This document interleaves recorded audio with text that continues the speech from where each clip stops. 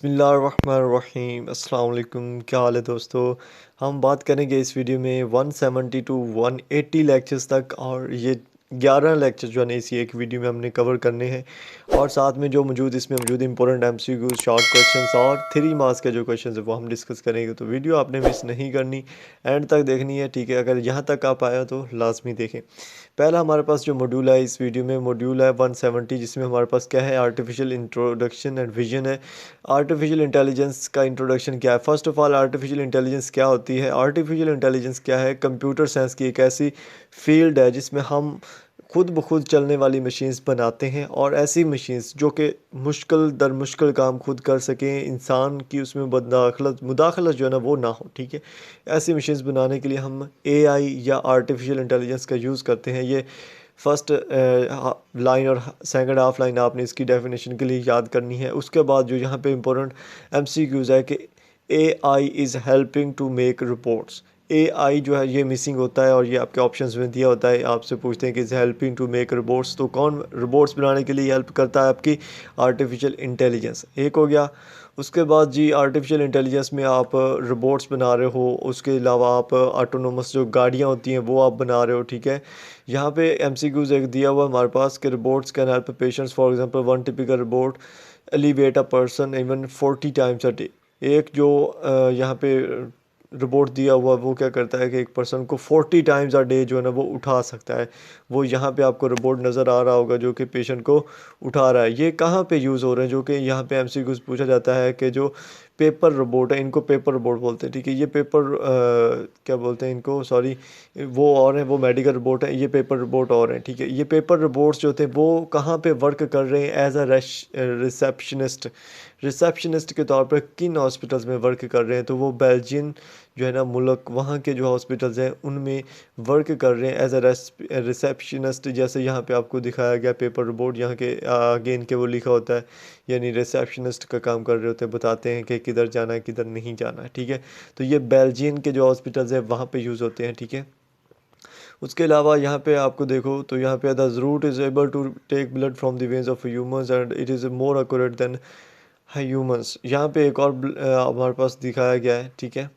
यहाँ पे आपको नज़र आ रहा होगा एक जो रोबोट है ये क्या कर रहा है कि बॉडी से जो है ना वो ड्रा कर रहा है ब्लड को, और ये इसकी ड्रा करना ब्लड से बहुत ही ज़्यादा मतलब एक्यूरेसी के साथ ये ड्रा करता है ब्लड को। आपके इससे एक रिलेटेड क्वेश्चन आ जाता है कि जो ड्रा करता है ब्लड से उसकी क्या है एक्यूरेसी कितनी होती है। तो ये इसके फंक्शंस में अगर आप वो पूछ लेता है कि जो ब्लड टेक करता है उसके फंक्शन में क्या है, तो ये इमेज प्रोसेसिंग जो करता है, जिससे क्या होती है कि वेंस का पता चलता है कि कहाँ पे मौजूद है, ठीक है। देन ये क्या करता है, अल्ट्रासाउंड के करके उनको कंफर्म करता है और उससे खून निकालता है, जो कि बहुत ही ज़्यादा मतलब एक्यूरेसी के साथ होता है, ठीक है। ये मॉड्यूल 170 था जिसमें 2-3 चीज़ें थी। उसके बाद मॉड्यूल 171 में देखें तो आपको यहाँ पे आएगा आर्टिफिशियल इंटेलिजेंस के सेकंड पोर्शन है ये, इंटेलिजेंट एजेंट्स। एजेंट्स क्या होते हैं, ठीक है। हमने एजेंट्स की बात करनी है। ये वो जो स्पाई एजेंट्स होते हैं वो नहीं है, यहाँ पे इनका काम थोड़ा सा मुख्तलिफ है।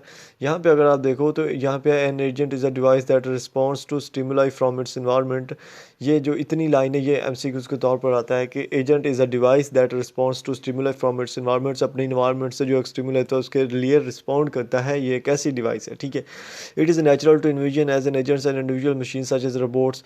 एक रोबोट जो है वो क्या है, एक एजेंट है, ठीक है। And agent may take other form such as autonomous airplane, यानी इस तरह की और भी आ जाती हैं, जैसे कि एयरप्लेन होते हैं, ऑटोनोमस एयरप्लेन होते हैं, ठीक है। या वीडियो गेम में कोई करैक्टर होता है, वो सारे कौन से हैं, एजेंट्स। अगर आपके पास एजेंट्स की एग्जांपल पूछी जाए तो आप क्या बोलोगे, एजेंट्स में रोबोट्स आ जाता है, एयरप्लेन जो होते हैं ऑटोनोमस एयरप्लेन वो आ जाते हैं। वीडियो गेम के अंदर कोई करैक्टर हो जाए, कोई भी वीडियो गेम है उसके अंदर कोई एक गाड़ी है या कोई बंदा है, वो क्या है, वो एक करैक्टर है वीडियो गेम का, तो वो भी एक एजेंट है, ठीक है। उसके अलावा यहाँ पे दो चीज़ें आपको सामने आएंगी, एक है सेंसर्स, एक है एक्यूटेटर्स, ठीक है। ये सेंसर्स होता है, ये एजेंट के अंदर होता है, ये एजेंट्स के पास होता है। सेंसर्स होता है क्या है, सेंसर्स में आपके पास आ जाते हैं माइक्रोफोन्स आ जाते हैं, ठीक है, कैमराज आ जाते हैं, रेंज सेंसर आ जाते हैं, एयर और सोयल सैम्पलिंग डिवाइसेस आ जाती हैं। ये एग्जांपल्स याद रखनी है सेंसर्स और इक्विटेटर्स की, ठीक है। तो सेंसर्स की एग्जांपल्स में डिवाइसेस आ जाएंगी, छोटी छोटी जो फॉर एग्जांपल आपने एक रोबोट है, वो आपका एजेंट है, उसके जो सेंसर्स होंगे वो क्या होंगे, उसकी आंखें, जो उसका माइक्रोफोन है, जो उसके कैमरा उसकी आंखों में लगा हुआ, जो उसकी रेंज सेंसर्स हैं, जो उसके सैम्पलिंग डिवाइसेस सेंसर्स हैं, ये सारे उसके सेंसर्स हैं। और जो एक्यूटेटर्स होते हैं ना, एग्जांपल्स ऑफ एक्यूटेटर्स भी आपसे शॉर्ट्स में पूछा जाता है। तो एक्यूटेटर्स क्या होते हैं, एक्यूटेटर्स में वो जो बंदा है, वो जो एजेंट है, रोबोट है, उस जो बॉडी पार्ट्स है ना वो आपने बता देने हैं सिंपली। लाइक व्हील्स है, ठीक है, लेग्स हैं, ठीक है, और विंग्स हैं, ग्रिपर्स हैं, और स्पीच सिंथेसाइजर्स हैं। ये क्या है, ये एक्यूटेटर्स है। ये डिफरेंस है सेंसर्स और एक्यूटेटर्स में, ठीक है। उसके बाद आपके पास यहाँ पे एक क्वेश्चन होता है कि the simplest response is a reflex action, ठीक है। जो सबसे सिंपलेस्ट रिस्पॉन्स है वो रिफ्लेक्स एक्शन को होता है, which is merely predetermined response to the input data, जो कि ऑलरेडी से डिटरमाइंड होता है, ठीक है। रिफ्लेक्स एक्शन होता है। और higher levels of response are required to obtain more intelligent behaviour. अगर हायर लेवल के रिस्पॉन्स चाहिए तो उसके लिए हायर लेवल के इंटेलिजेंट होना ज़रूरी है, ठीक है। इस चीज़ को आपने जस्ट ये जो मैंने पहले बताया आपको, the simplest response is a reflex action, just ये आपको आना चाहिए कि रिफ्लेक्स एक्शन सबसे सिंपलेस्ट रिस्पॉन्स है, और दूसरा आपने पढ़ लेना है एक दफ़ा, ठीक है। उसके बाद यहाँ पे अगर आप देखो तो यहीं पे वही अगेन चीज़ बयान की गई है एजेंट के रिस्पॉन्स को इम्प्रूव करने के लिए। तो उसमें क्या, this could take the form of developing procedural knowledge and declarative knowledge. यहाँ पे आपको दो चीज़ें याद करनी है। जैसे हमने पीछे एक लेक्चर में देखा था कि डिज़ाइन के लिए क्या आता है, हाउ आता है, और जो क्या कहते हैं कि वो एक और प्रॉब्लम सॉल्विंग था उसके लिए आता है व्हाट, ठीक है। वही उसी तरह यहाँ पे भी हमारे पास क्या है कि प्रोसीजरल अगर नॉलेज हो तो उसके लिए हम जो लर्निंग यूज़ करेंगे वो करेंगे हाउ, ठीक है। और जो डिक्लेरेटिव नॉलेज होगा उसके लिए जो हम लर्निंग यूज़ करेंगे वो करेंगे व्हाट, ठीक है। ये दो चीज़ें हैं जो आपने यहाँ पे याद करनी है, और बाकी जो है ना वो एक दफ़ा पढ़ लेना है, बाकी ज़्यादा इंपॉर्टेंट नहीं है फाइनल के लिए, ठीक है। जो चीज़ इंपॉर्टेंट है जस्ट हमने वही करनी है, ठीक है। उसके अलावा कुछ नहीं, जो बाकी हाईलाइट आपको थोड़ा थोड़ा नज़र आए वो आपने जस्ट एक दफ़ा रीड आउट करना है और कुछ नहीं करना, ठीक है। रिसर्च मेथडोलॉजीज़ में अगर हम बात करें तो रिसर्च मेथडोलॉजी में क्या है कि इंटेलिजेंस एक ऐसी फील्ड है जिसमें मतलब बहुत ही ज़्यादा हेल्पफुल की है इंसान की, ठीक है। और इसमें दो पाथ हैं, सिंपली ये दो पाथ्स में डिवाइड्स है। एक होती है इंजीनियरिंग ट्रैक होता है, एक होता है थियोरेटिकल ट्रैक, ठीक है। इंजीनियरिंग और थियोरेटिकल ट्रैक में जो डिफरेंस है वो क्या है। इंजीनियरिंग ट्रैक अगर बात करो तो in which researchers are trying to develop systems that exhibit intelligent behaviour. इसमें क्या करते हैं जो इंजीनियर्स होते हैं वो ऐसे सिस्टम्स डिवेल्प करते हैं जिनमें इंटेलिजेंट बिहेवियर होता है, ठीक है। इंजीनियरिंग वर्क या इंजीनियरिंग ट्रैक आप कह सकते हैं। लेकिन थ्योरेटिकल में क्या होता है कि उनका प्रैक्टिकल होता है। Theoretical track in which researchers are trying to develop a computational understanding of animal और ह्यूमंस इंटेलिजेंस, ठीक है। थ्योरेटिकल ट्रैक में वो क्या करते हैं, उनको कंप्यूटेशनली तौर पे अंडरस्टैंडिंग ऑफ एनिमल और स्पेशली ह्यूमंस के अंडरस्टैंडेबली बनाते हैं, ठीक है। तो दोनों में डिफरेंस थोड़ा सा है, बस आपने ये चीज़ याद रखनी है, थोड़ा सा डिफरेंस है इनमें। ये जो पहले चार लाइन से इनको आपने पढ़ लेना है ये अच्छे से, ठीक है। उसके अलावा जो यहाँ पे लिंग्विस्टिक्स की बात हुई है ये भी इम्पोर्टेंट नहीं है, मैंने हाईलाइट किया है। लिंग्विस्टिक्स और interested in learning how humans process language and thus tends toward more theoretical pursuits। linguistics का मतलब होता है कि जो humans हैं वो learning में कितने ज़्यादा इंटरेस्टिंग रखते हैं, और वो theoretical pursuits की तरफ इनको ले जाती है जो हमारी linguistics होती है, ठीक है। तो इसको एक दफ़ा दो दफ़ा पढ़ लेना ज़्यादा इंपॉर्टेंट नहीं है चीज़। उसके बाद है ट्यूरिंग टेस्ट। ट्यूरिंग टेस्ट किसने पेश किया था, ट्यूरिंग टेस्ट क्या है, Turing test proposed by Alan Turing in 1950 has served a benchmark in measuring the progress in the field of artificial intelligence। Simple, आपने पहले तो ये याद करना है कि ट्यूरिंग टेस्ट को किसने जो है ना वो प्रपोज़ किया था, तो वो एलान ट्यूरिंग था। 1950 में उसने प्रपोज़ किया था। ट्यूरिंग टेस्ट यूज़ होता है जो आर्टिफिशियल इंटेलिजेंस होती है उसकी प्रोग्रेस को मेजर करने के लिए। सिंपल क्या करने के लिए, जो आर्टिफिशियल इंटेलिजेंस है उसकी प्रोग्रेस को मेजर करने के लिए, ठीक है। उसके बाद यहाँ पे अगर आप देखो Turing test predicted that year 2000 machines है would have a 30% chance of passing a 5 minutes. Turing test जो 2000 साल की मशीन थी, यानी 2000 की बात हो रही है, अभी 2023 है तो 2000 की बात हो रही है कि machines would have a 30% chance of passing 5 minute. वो जो मशीन्स तब थी ना उनकी जस्ट 30% चांस था कि वो जो ट्यूरिंग टेस्ट है जो कि इनकी आर्टिफिशियल इंटेलिजेंस को मेजर करता है उसको 5 मिनट्स तक बर्दाश्त कर सके, उनके पास जस्ट 30% चांस था, ठीक है। उसके बाद आपको यहाँ पे एक एग्जांपल मिलेगी जो कि बिल्कुल भी इम्पोर्टेंट नहीं है फाइनल के लिए, लेकिन क्या करना है आपने करनी है। वो क्या है कि यहाँ पे अगर आप देखो यहाँ पे कि a well known example arose as result of a program, ये वही बात हो रही है जो ट्यूरिंग टेस्ट 2000 मशीन की है ना, वही पे बात हो रही है। ये 1960 की मिड की बात हो रही है। तब क्या था कि एक प्रोग्राम बनाया गया था डॉक्टर, ठीक है। ये मोर जनरल सिस्टम था जिसको एलिज़ा कहा जाता था, ठीक है। लाइक आप कह सकते हो कि एक रोबोट बनाया गया था जो कि किसने डेवलप किया था, जोसेफ वाइसबॉम ने, ठीक है। जोसेफ वाइसबॉम ने इसको डेवलप किया था, यहाँ पे लिखा हुआ भी है, ठीक है। ये इंटरेक्टिव प्रोग्राम जो था वो क्या था, ये आप कह सकते हो कि डॉक्टरी के शोबे से ही रिलेटेड था। इसमें अगर पेशेंट कहता है कि आई एम टायर्ड टुडे, तो ये उसको जो है वो कहता है कि what you think you are tired today. ये इस तरह का इसका काम, मतलब पेशेंट के साथ ये किस तरह से प्ले करता है, पेशेंट के साथ किस तरह से इसका रवैया है, वो इसमें बयान किया गया है, ठीक है।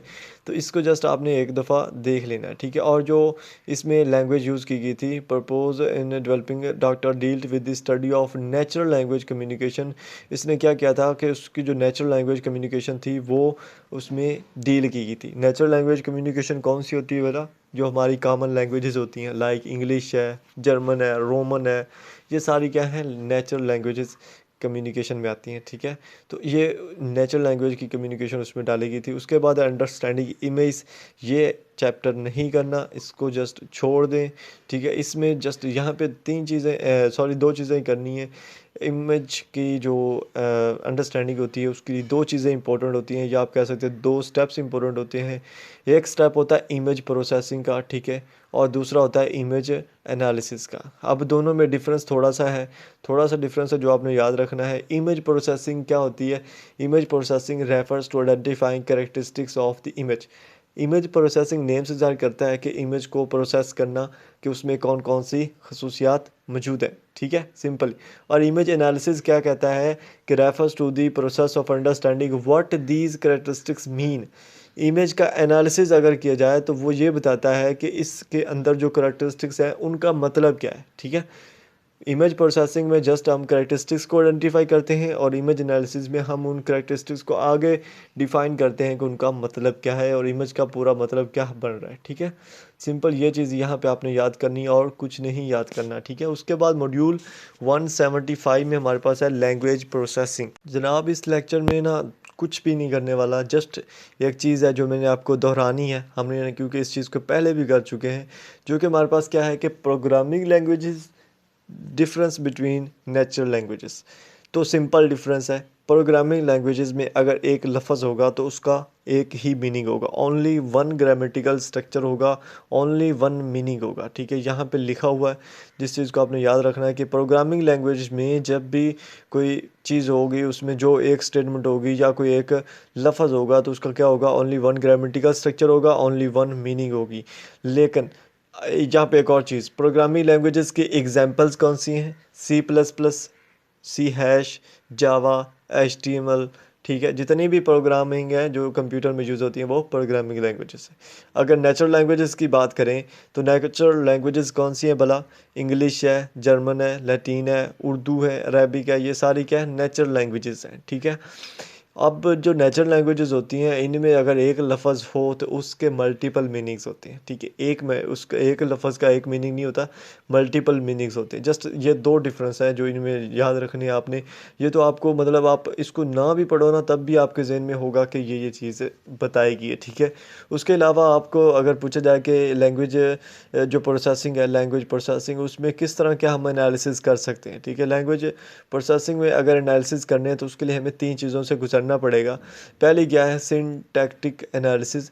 उसमें क्या होता है कि इसमें मौजूद होता है, इससे पता चलता है कि वो जो लैंग्वेज का जो सेंटेंस है वो किस से बना हुआ है। सिंटैक्टिक सेंटेंस को बोलते हैं, तो मतलब कि सेंटेंस किस किस चीज़ से मिलकर बना है, ठीक है। विच मेजर कंपोनेंट इज पासिंग, ठीक है, कौन कौन से कंपोनेंट उस सेंटेंस में मौजूद है। लाइक उसमें जो है सब्जेक्ट है, वर्ब है, ऑब्जेक्ट है, ठीक है।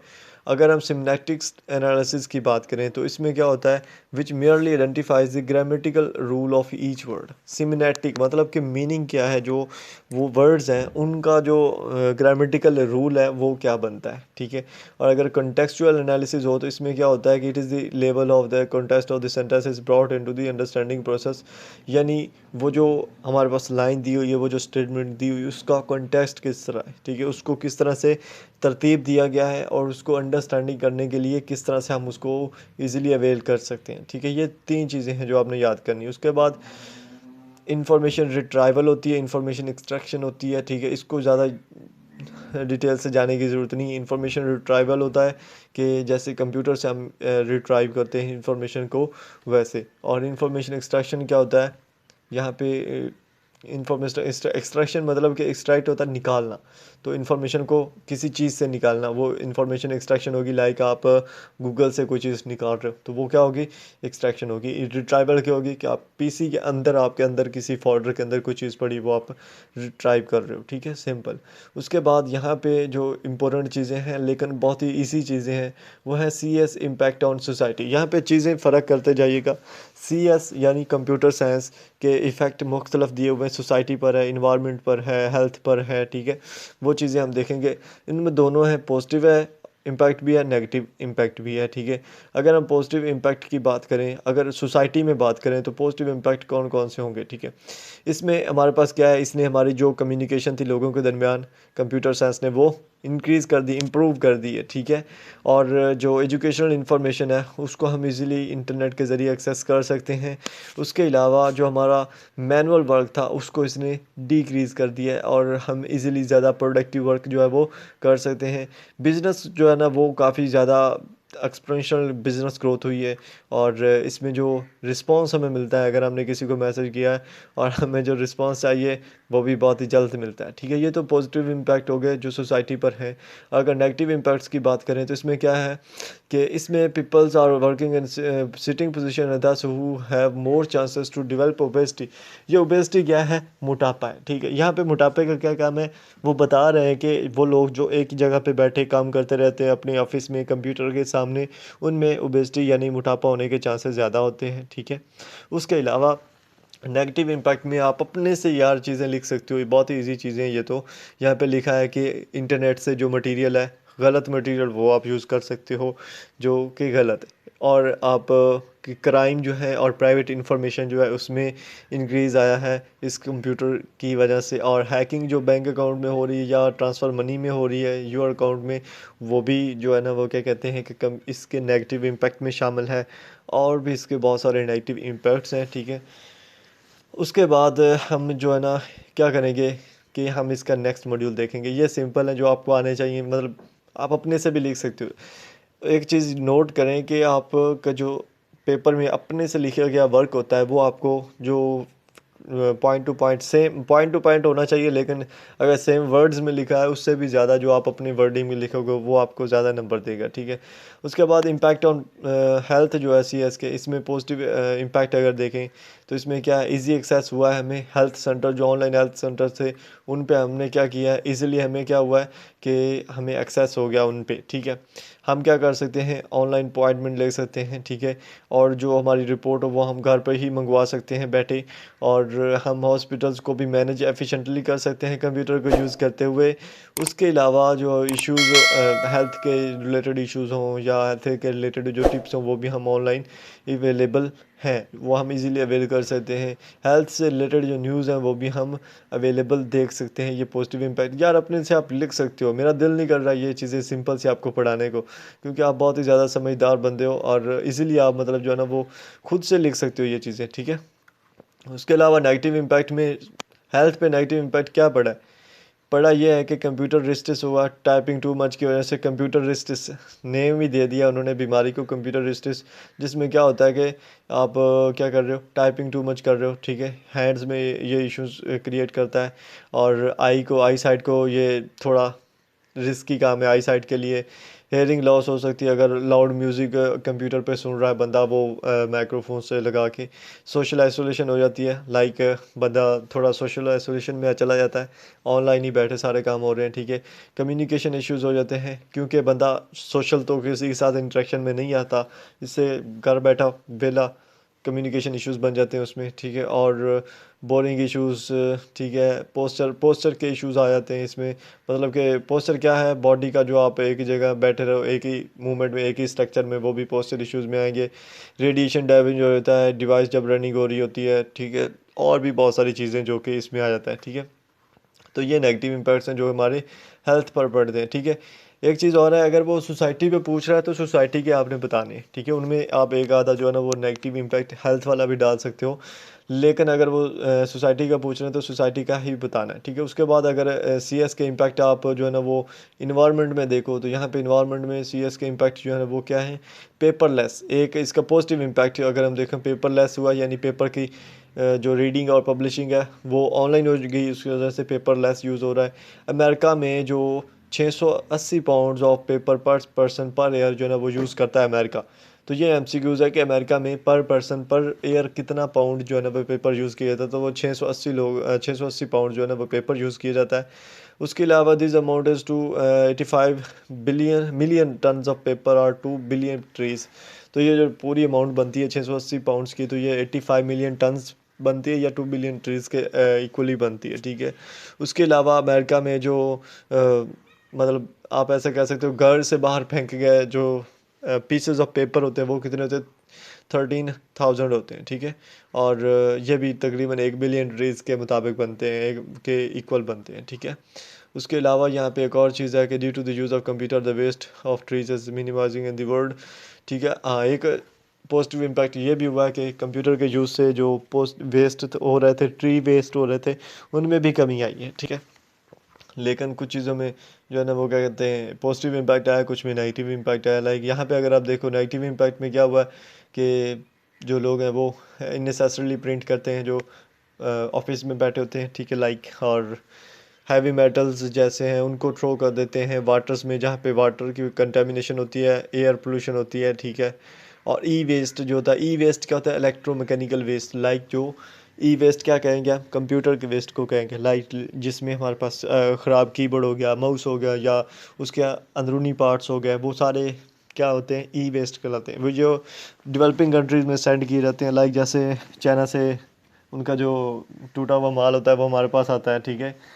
उनको सेट करके यहाँ पे बेच रहे होते हैं, तो वो डेवलपिंग कंट्रीज़ हमारी डेवलपिंग कंट्रीज़ में गिनी जाती हैं, तो वो ई वेस्ट हमारे पास आता है और यहाँ पे आके वो पोल्यूशंस की वजह बनता है। और उसमें से जो होता है वो मटेरियल्स होते हैं लाइक गोल्ड और सिल्वर और कॉपर वगैरह सारा कुछ उसमें मौजूद होता है, ठीक है। उसके अलावा अगर इनको बर्निंग किया जाए तो उससे भी जो है ना वो स्मोक पैदा होता है जो कि एयर पोल्यूशन की बायस बनता है, ठीक है। ई वेस्ट से और भी बहुत सारी डिजीज़ होती हैं, लाइक स्किन कैंसर है, ब्रेन डैमेज है, लंग कैंसर है, किडनी डिजीज़ है। और उसके अलावा जो एनर्जी यूज़ हो रही होती है यूज़ ऑफ कंप्यूटर के लिए, वो भी इंक्रीज़ हुई है। तो ये नेगेटिव इम्पैक्ट्स हैं, ऊपर वाले पॉजिटिव इम्पैक्ट्स हैं।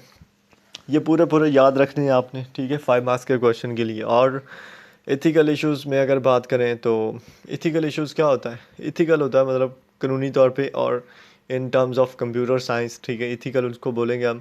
Ethical issues are related to moral principles of the branch of knowledge dealing with these, ठीक है। इसमें हमारे पास आपने जस्ट ये रखना है कि एथिकल इश्यूज़ में कौन कौन से इश्यूज़ हैं। 3 इश्यूज़ हैं। एक हमारे पास क्या है, प्राइवेसी है, ठीक है। पहला क्या है, प्राइवेसी है। दूसरा क्या है, डिजिटल ओनरशिप है। तीसरा क्या है, डेटा गैदरिंग है। थोड़ा थोड़ा मैं आपको बयान करता हूँ। प्राइवेसी क्या होती है, सिपरेट हो जाना किसी चीज़ से, या एक ऐसी चीज़ जो सिर्फ आपके नेम है, कोई दूसरा उसको अपनी नेम ना कर सके, आपकी प्राइवेसी लगी हुई उस पर, फॉर एग्जांपल, तो वो चीज़ है प्राइवेसी। डिजिटल ऑनरशिप क्या है कि ऑनलाइन बैठे ही आपको एक चीज़ की ऑनरशिप मिली हुई है, आपने कोई सॉफ्टवेयर बाय किया है, उसकी ऑनरशिप आपको मिली हुई है, तो वो डिजिटल ऑनरशिप होगी। डाटा गैदरिंग क्या है कि आप ऑनलाइन ही बैठ के क्या कर रहे हो, डाटा गैदर कर रहे हो, मॉनिटर कर रहे हो, सारा कुछ इसमें आ जाता है। ज़्यादा इन पे ज़ोर लगाने की, जहन में दबाव डालने की ज़रूरत नहीं है, जस्ट मैं जो बताता हूँ वो किया करें आप, ठीक है। उसके बाद 180 में अगर आप देखो तो यहाँ पे software licence and information privacy के वाले से है। सॉफ्टवेयर लाइसेंस क्या होता है, सॉफ्टवेयर लाइसेंस सॉफ्टवेयर के लिए लाइसेंस, जैसे हमारे पास ड्राइविंग लाइसेंस होता है ना, ड्राइविंग करने के लिए हमें लाइसेंस की ज़रूरत है ना, वैसे ही सॉफ्टवेयर को चलाने के लिए हमें एक लाइसेंस की ज़रूरत होती है, ठीक है, जो बड़े सॉफ्टवेयर्स होते हैं। तो वो उसका फ़ायदा क्या होता है कि कोई दूसरा बंदा जो होता है ना, वो आपका जो वो सॉफ्टवेयर होता है उसकी कॉपी ना क्रिएट कर ले, ठीक है, या उसको इथिकली तौर पे जो ना वो यूज़ ना कर रहा हो, ठीक है। तो सॉफ्टवेयर लाइसेंस इसलिए यूज़ किया जाता है ताकि वो एक ही बंदे के नेम रहे, ठीक है।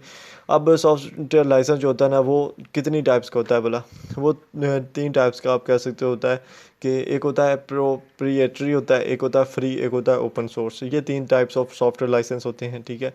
उसके बाद इंफॉर्मेशन पर प्राइवेसी आती है। इंफॉर्मेशन की प्राइवेसी मीन कि आपकी जो इन्फॉर्मेशन है वो आप तक महदूद रहे, कोई दूसरा बंदा उसको चुराए ना, तो वो इन्फॉर्मेशन प्राइवेसी कहलाती है, ठीक है। तो इसमें ऑर्गेनाइजेशन आ जाती है, ऑर्गेनाइजेशन के अंदर मौजूद आपकी प्राइवेसी जो है वो कंप्यूटर में आप रखी हुई है, कोई तीसरा बंदा उसको हैक ना कर सके। इस तरह की जो चीज़ें आती है वो इन्फॉर्मेशन प्राइवेसी में आती हैं। उसके अलावा जो यहाँ पे इंपॉर्टेंट एमसीक्यूज और शॉर्ट क्वेश्चंस है वो आप देख लीजिए कि children online privacy protection act, जिसको हम क्या बोलते हैं, COPPA, कोपा भी आप कह सकते हो, ठीक है। ये इसका मीनिंग बनता है। इसमें क्या हुआ था, parents control over what information websites can collect from their kids, यानी पेरेंट्स कंट्रोल कर सकते थे कि उनके किड्स जो है ना वो किस तरह की इन्फॉर्मेशन वेबसाइट से कलेक्ट कर रहे हैं। आपने जस्ट इसका जो मुखफ़फ़ है वो याद रखना है कि children online privacy protection act एक हो गया।